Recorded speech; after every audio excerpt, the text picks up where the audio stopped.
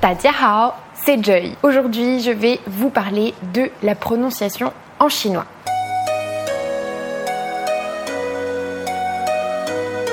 Quand vous apprenez le chinois, vous pouvez découvrir à votre grande surprise que certains aspects ne sont pas aussi difficiles que ce que vous pensez et la prononciation est l'un d'entre eux. À part quelques exceptions, la plupart des sons de la prononciation chinoise ne sont pas trop difficiles à reproduire pour les francophones. Mais en même temps, la prononciation chinoise est très différente de la prononciation française et elle demande donc beaucoup de pratique. Pour vous aider à débuter de la bonne façon en prononciation chinoise, je vais vous donner dans cette vidéo un aperçu de la phonétique et puis je vais me baser sur les sons individuels en chinois. Vous trouverez dans cette vidéo beaucoup d'exemples de mots et pour les écouter, je vous conseille d'utiliser le dictionnaire électronique que vous utilisez habituellement. Par exemple, l'application Pleco, dont j'ai déjà beaucoup parlé, permet de le faire. Mais malheureusement, je trouve que les tons ne sont pas toujours prononcés de la bonne façon sur Pleco. C'est pour ça que je ne vous recommande pas forcément d'écouter sur cette application-là, mais vous pouvez par exemple utiliser Forvo pour écouter les mots en chinois. Notez aussi que je vais brièvement parler des tons à la fin de cette vidéo, mais je ne vais pas rentrer dans les détails. Donc si vous voulez avoir plus d'informations à ce sujet, vous pouvez regarder la vidéo que j'ai faite et que je vous remets juste ici. Commençons à apprendre la prononciation chinoise.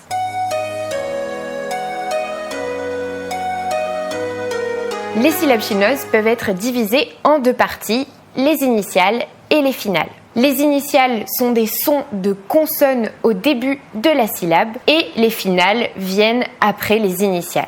Elles peuvent être soit une voyelle seule, soit une voyelle suivie d'un M, N ou NG nasal.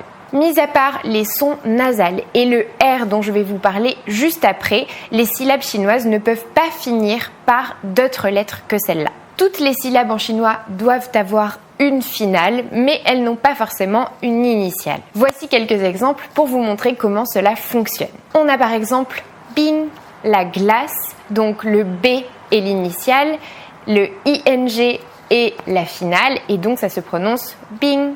Ensuite, on a shui, l'eau, sh c'est l'initiale, ui c'est la finale, ça se prononce shui.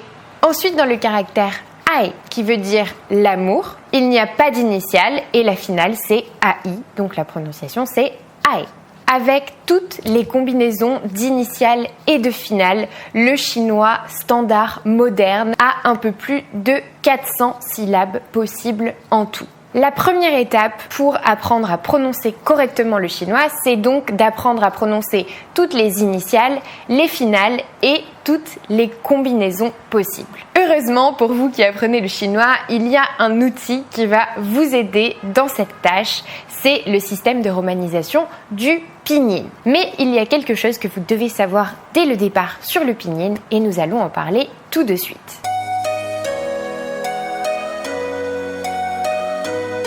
Le pinyin, qui se prononce pinyin en chinois, est le système de romanisation officiel du chinois mandarin et il est donc utilisé en Chine continentale et dans beaucoup d'autres endroits où l'on parle chinois, mais pas à Taïwan, et il a été mis en place dans les années 1950. Étant donné que les personnes qui ont grandi dans différentes parties du pays ont des accents différents et parlent parfois des dialectes différents, le pinyin sert à apprendre aux enfants la prononciation standard du chinois. Il leur permet également de commencer à écrire avant qu'ils ne maîtrisent assez de caractères pour pouvoir le faire en caractères. Cependant, il est important de garder en tête que le pinyin a été créé pour les Chinois à la base et pas pour les étrangers. Le résultat est que même si certains sons sont similaires aux sons du français, beaucoup sont différents. Et parfois, les homologues français de la prononciation chinoise n'ont rien à voir avec ce qu'on peut lire en pinyin. Cela signifie que pour utiliser au mieux le pinyin, vous devez apprendre ce que les lettres du pinyin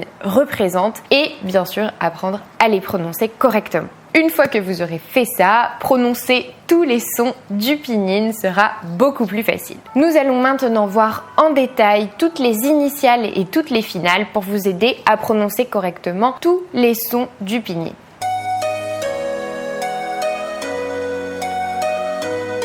Plusieurs initiales chinoises vont par paire et la différence est que l'une d'entre elles est aspirée et l'autre est non aspirée. Un son aspiré est un son qui nécessite que vous relâchiez une bouffée d'air quand vous le prononcez. Et pour un son non aspiré, il n'y aura pas d'air. Pour comprendre ça au mieux, vous pouvez placer un petit bout de papier sur votre main devant votre bouche quand vous prononcez les mots chinois. Si le son est aspiré, le papier bougera quand vous les prononcez. S'il ne l'est pas, le papier restera tel quel. Voici les paires aspirées et non aspirées en chinois. D'abord, on a B et P. Le P du pinyin est aspiré et se prononce comme le P de pouvoir, avec donc de l'air derrière. Le B du pinyin est non aspiré et se prononce comme le B de bijou. Deux exemples, aider, bang, et gros, pang, pang.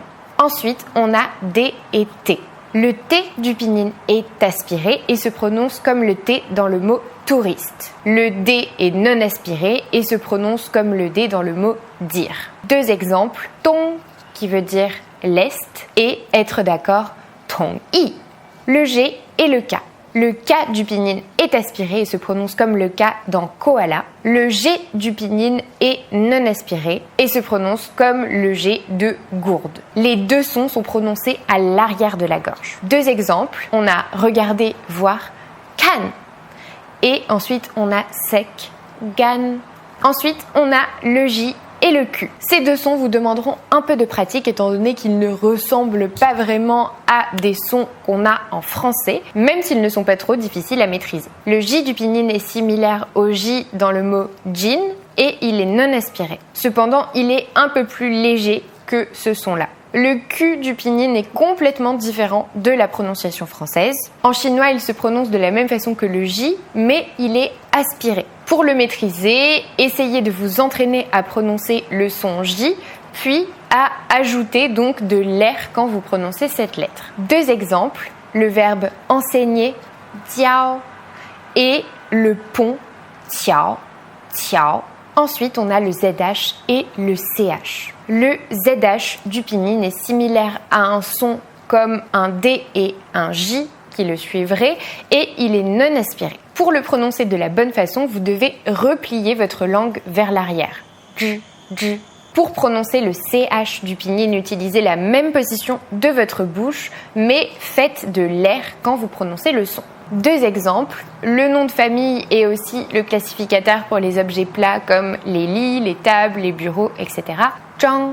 Et ensuite, le mot qui veut dire long, chang, chang. Vous entendrez peut-être certaines personnes prononcer le J et le ZH de la même façon, mais ne faites pas cette erreur, ils sont différents. Pour le J, la langue doit être près des dents de devant, alors que pour le ZH, elle est recourbée vers l'arrière. Je reprends le même exemple donc d'un nom de famille et le classificateur pour les objets plats, zhang, zhang. Et ensuite, on a le gingembre, tiang, tiang.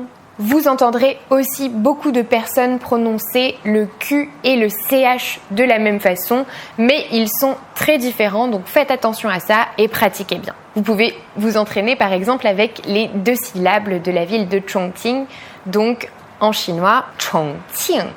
Ensuite, on a le Z et le C. Ces deux lettres en chinois sont très différentes de leurs homologues français. Le Z du pinyin se prononce comme Z, comme un DZ en français et il est non aspiré. Il n'est pas prononcé comme le Z de zèbre en français. Ce n'est pas la bonne prononciation, donc faites attention à ça. Le C du pinyin est à peu près la même chose, mais c'est un son qui est aspiré. Il ressemble à la prononciation du début du mot tsunami et faites attention, il ne se prononce donc pas comme le C dans le mot courir. Deux exemples, donc le mot qui veut dire soi-même, ziji, et le mot qui veut dire stimulant, zi. Il y a d'autres initiales en chinois qui sont très différentes des lettres correspondantes en français et qui peuvent présenter un défi et c'est ce que nous allons voir maintenant.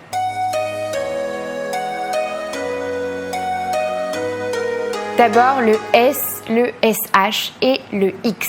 Le S du pinyin est proche du S français dans souris, mais il est prononcé avec la langue qui touche les dents du bas. Le SH du pinyin est proche du CH français dans le mot chaud, mais il est prononcé avec la langue enroulée vers l'arrière. Le X du pinyin est un peu difficile étant donné qu'il n'existe pas en français. Peut-être que la meilleure façon de le décrire, c'est qu'il se situe entre le son S et le son CH en français. Pour le prononcer, essayez de prononcer le son ch, mais avec votre langue à plat. Beaucoup de personnes font l'erreur de prononcer le X comme un S ou un CH tout seul, mais il est à part. Par exemple, le caractère chi qui veut dire l'ouest ne ressemble pas au mot français si ou chi. Il est différent. Dans tous les cas, c'est un son que vous aurez certainement besoin de pratiquer. Voici donc 3 exemples. Le premier qui veut dire 4, si. Le deuxième qui veut dire être, chu.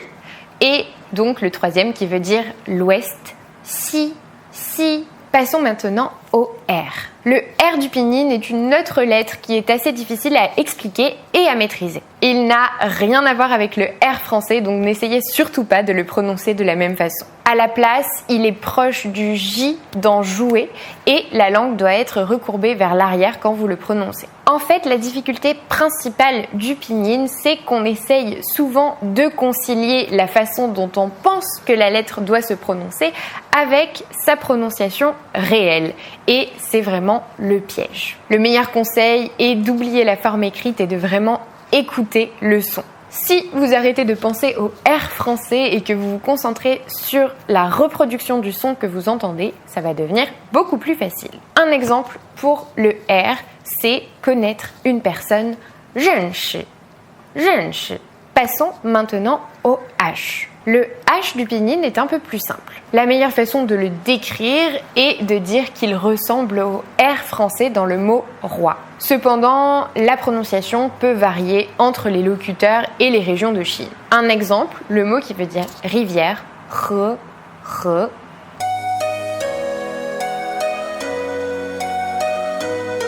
Voyons maintenant des initiales un peu plus simples comme le F, le L, le M ou le N. Vous serez heureux de savoir que ces lettres sont à peu près les mêmes qu'en français. Par exemple, une portion se dit fen, un dragon se dit long, une porte se dit men et une année se dit nian. Vous voyez donc que ces lettres se prononcent pratiquement comme en français, donc ça nous enlève un petit peu de difficulté. Voyons maintenant toutes les finales possibles en chinois.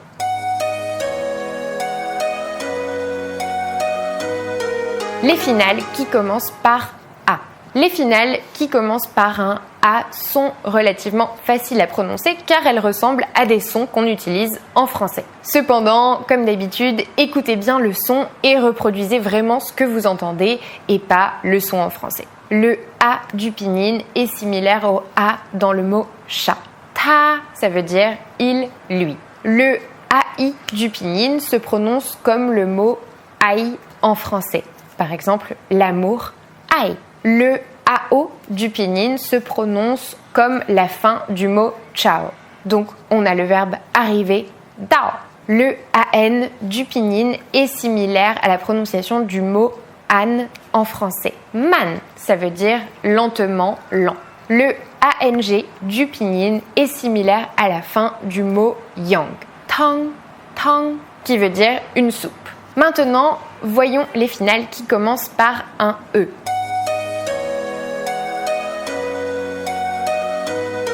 Tout comme pour les finales qui commençaient par un A, je vais vous donner un équivalent en français, mais sachez que ces finales-là sont prononcées plus à l'arrière de la gorge qu'en français. Certaines d'entre elles sont très différentes du français, donc faites bien attention à la prononciation. Le E du pinyin est similaire au E dans le mot se, mais il est beaucoup plus à l'arrière de la gorge. Par exemple, pour dire avoir faim, on va dire e.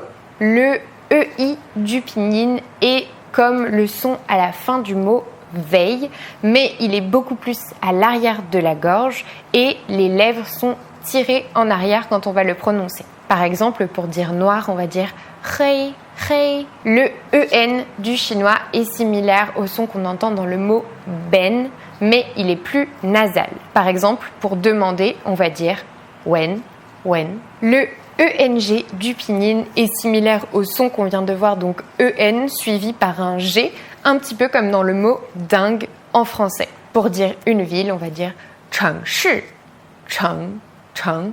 Maintenant, les finales qui commencent par un O. Il y en a seulement 3.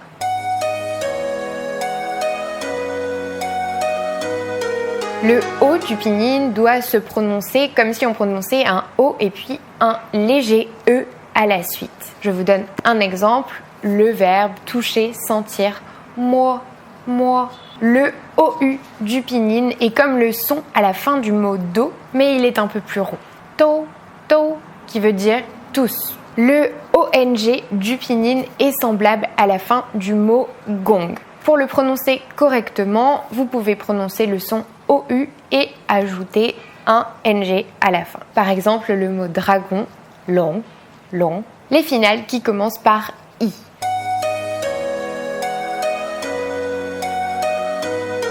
Beaucoup de finales chinoises commencent par un I. Quand la finale n'est pas combinée avec une initiale, le I se transforme en Y, mais ça ne change rien pour la prononciation. J'ai inclus quelques exemples que je vais vous donner après. Le I du pinyin a 2 prononciations différentes. Quand il est précédé de Z, C, S, ZH, CH, SH et R, il n'est presque pas prononcé. Vous prononcez plutôt le son de la consonne seule et vous faites le son à l'arrière de la gorge. Ça ne ressemble à aucun son en français, il faudra donc que vous écoutiez et que vous répétiez. Par exemple, pour dire 4, on va dire si. Pour dire un jour, on va dire zhi. Et pour dire 10, on va dire shi.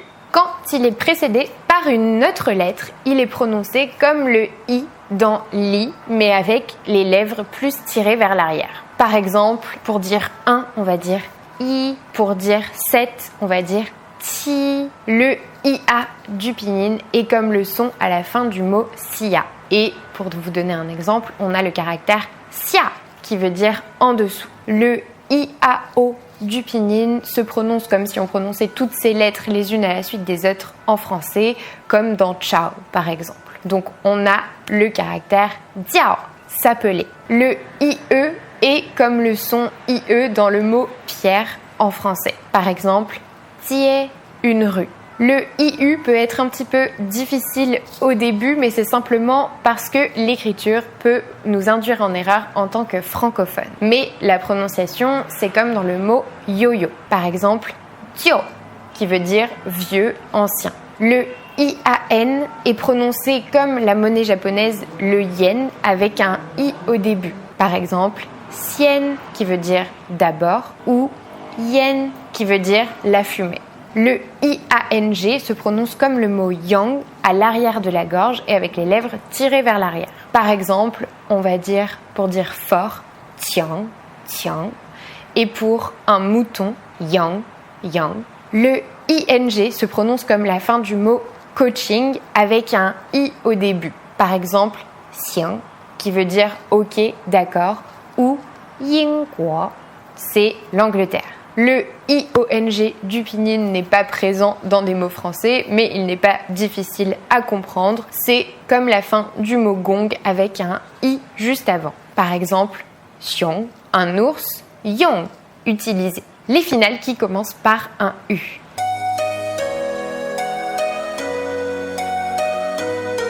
Il y a aussi plusieurs finales qui commencent par U. De la même façon qu'on a vu que le Y remplaçait le I quand il n'y avait pas d'initiale, ici c'est le W qui va remplacer le U quand il n'y en a pas. Quand un U est précédé des lettres J, Q ou X, il va se prononcer U. Je vais expliquer plus en détail ce son juste après. Quand il est précédé par une autre lettre, le U du pinyin se prononce OU, comme dans loup en français. 2 exemples. Ne pas, c'est bou.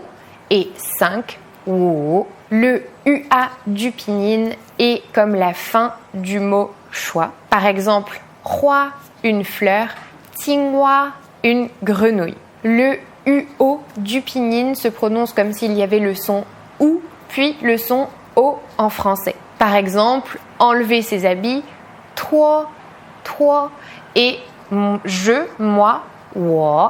Le UAI du pinyin ressemble à la fin du mot cornouaille. Kwai, qui veut dire rapide. Le UI du pinyin est similaire au mot oui en français et par exemple on l'a dans le mot cher, gui, gui. Le UAN du pinyin se prononce comme la fin du mot douane. Par exemple, un logiciel se dit juan jian ou alors un bol se dit wan. Le UANG est similaire donc au son UAN avec un G qu'on rajoute à la fin. Et ce sera un son très nasal. Par exemple, on a le mot jeune, huang, et le mot roi, wang. Passons maintenant à l'explication que je vous avais promise sur la prononciation du U.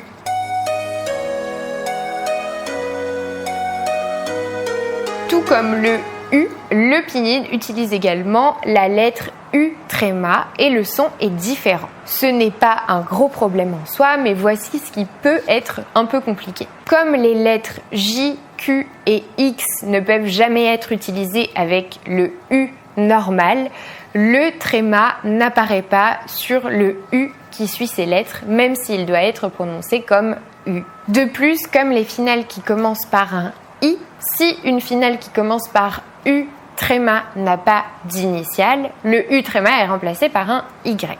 Voici quelques exemples. Donc le verbe aller qui s'écrit QU mais qui se prononce tu comme s'il y avait un tréma. Ensuite, on a un nom de famille qui s'écrit XU mais se prononce su comme s'il y avait un tréma aussi. Et enfin, on a le poisson qui se prononce YU mais se prononce bien comme s'il y avait un U tréma aussi. Donc, selon les personnes, c'est soit un système très logique, soit très compliqué, mais dans tous les cas, c'est un point qu'il faut retenir. Voyons maintenant comment prononcer les finales avec ce U tréma.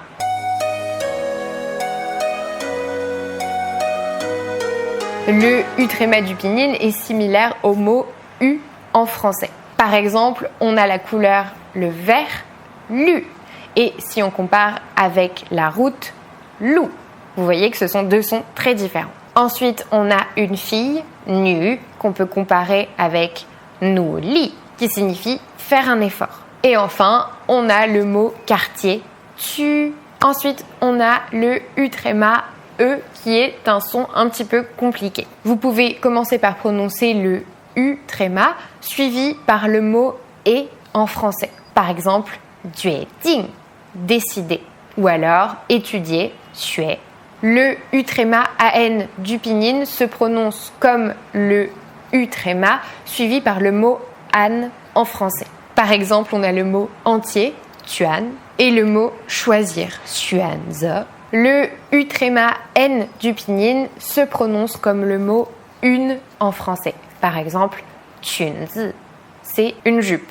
Lu Xun est un écrivain chinois très célèbre. Vous voyez donc que le premier caractère se prononce avec un U sans tréma, donc OU, et le deuxième se prononce avec un U tréma. Enfin, il faut savoir que quand vous tapez en chinois sur un ordinateur ou un téléphone, le U tréma n'est pas représenté, il est remplacé par un V sur le clavier.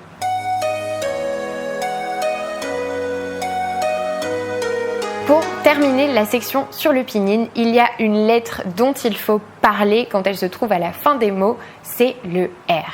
Ce R est bien différent du R initial et il peut être similaire au R dans le mot car en français, mais en beaucoup plus guttural et avec la langue repliée en arrière. Quelques mots incluent ce son, par exemple le chiffre 2, R, R. Cependant, il est ajouté à la fin de beaucoup d'autres mots par les personnes qui parlent avec l'accent de Beijing ou alors les étrangers qui ont fait leurs études à Beijing, qui ont appris le chinois là-bas ou qui ont vécu dans la capitale chinoise. Dans certains mots prononcés avec l'accent de Beijing, le R remplace même la consonne finale, même si celle-ci est quand même conservée à l'écrit. Pour indiquer la prononciation, le caractère R est ajouté à la fin du mot en pinyin et il est indiqué par un R. Par exemple, à Beijing, on va dire nar, ça veut dire là-bas. Dans d'autres parties de la Chine, nali, on va dire zhe à Pékin, zheli ailleurs. Ensuite, on va dire war qui veut dire jouer. Ici, vous entendez que le N n'est pas prononcé, donc on va vraiment dire war. Dans d'autres endroits du pays, le mot est prononcé wan. Ensuite, on a mer, c'est la porte. Le N n'est pas prononcé, encore une fois, donc on dit mer. Et dans d'autres endroits du pays, on va dire men. Nous avons maintenant vu toutes les initiales et finales possibles en chinois, ce qui, comme je vous l'ai dit tout à l'heure, fait un total d'un peu plus de 400 syllabes en chinois en tout. C'est un nombre très bas comparé à d'autres langues, mais le chinois compense en utilisant des tons.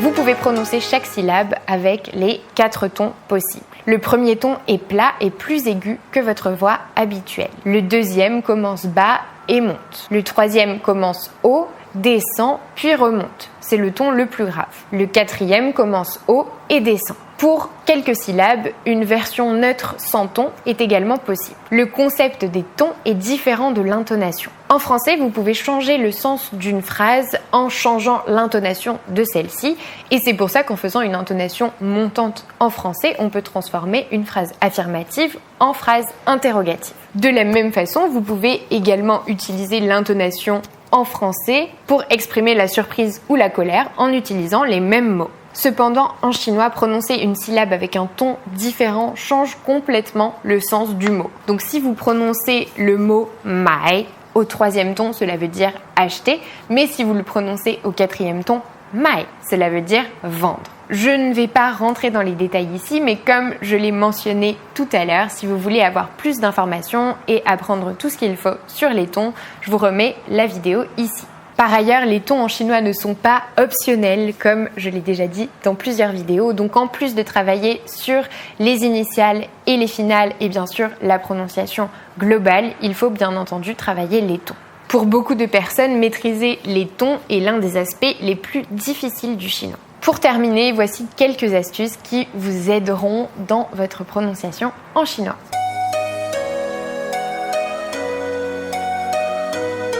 Premièrement, ne laissez pas le pinyin vous piéger. Le pinyin a été créé pour les Chinois. Donc, ne laissez pas votre cerveau vous dicter comment prononcer. C'est-à-dire que quand vous allez voir les mots écrits en pinyin, vous allez avoir envie de les prononcer comme vous les prononceriez en français.